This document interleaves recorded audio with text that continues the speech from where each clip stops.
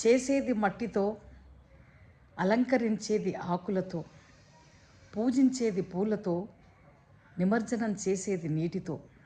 గణపతి అంటే ఆకృతి కాదు, ప్రకృతి, మన సనాతన సంస్కృతి. హ్యాపీ గణేష్ చతుర్థి.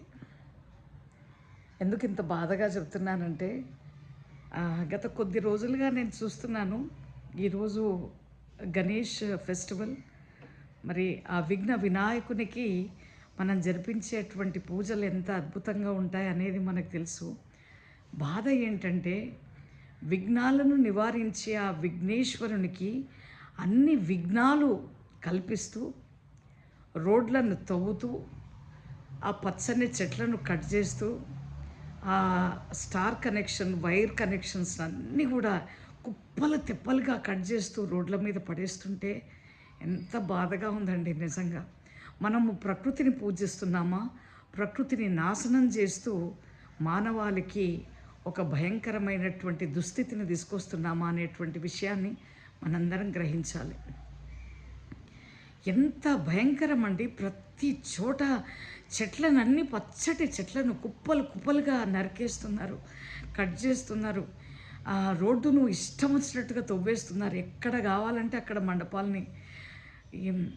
అసలు ఇది భక్తి అనుకోవాలన్నా, ఇది ఇంత వినాశనాన్ని సృష్టిస్తున్న మన అజ్ఞానం అనుకోవాలన్నా, ఈ 21st సెంచరీలో కూడా అసలు ఇది భక్తేనా? అసలు ఈ మధ్య కొత్త ట్రెండ్ ఆగమనాన్ని, అంటే వెల్కమింగ్ గణేష్ అని మన పోలీస్ వాళ్ళు నా దగ్గరకు వచ్చి, మేడం ఈ కొత్త ట్రెండ్ స్టార్ట్ అయింది మీకు తెలుసా, మరి ఆగమన్ అని ఖర్చు చేస్తున్నారు, ఎంత మీరు గెస్ చేస్తారా అంటే ఆ బ్యాండు దానికి అంటే 6 లక్షల రూపాయల వరకు కూడా ఒక ఆగమనానికి ఖర్చు చేసే ఎబిలిటీ. అంటే మన Hyderabad Indians are very rich అసలు.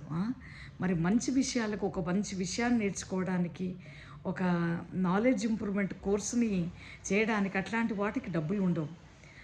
కానీ ఇట్లాంటి నాశపూరితమైనటువంటి పనులు చేయడానికి మరి డబ్బులు ఎక్కడి నుంచి వస్తాయో తెలియదు. సో ఇదేంటంటే మనం డెవలప్మెంట్ చూస్తున్నామా, మనము మన సంస్కృతి, మన సివిలైజేషన్ ఎక్కడి వరకు వెళ్ళిపోతుందనేటువంటి విషయాన్ని మనం అందరం గ్రహించాలి.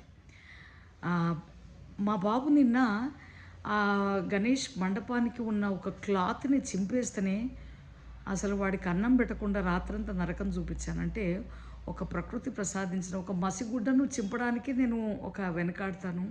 అట్లాంటిది ఒక క్లాత్ని ఎట్లా డ్యామేజ్ చేసావని ఎంత భయంకరంగా నేను బిహేవ్ చేశానంటే, అంటే I can't tolerate anything getting waste in the nature which is created by the nature, which has given by the nature.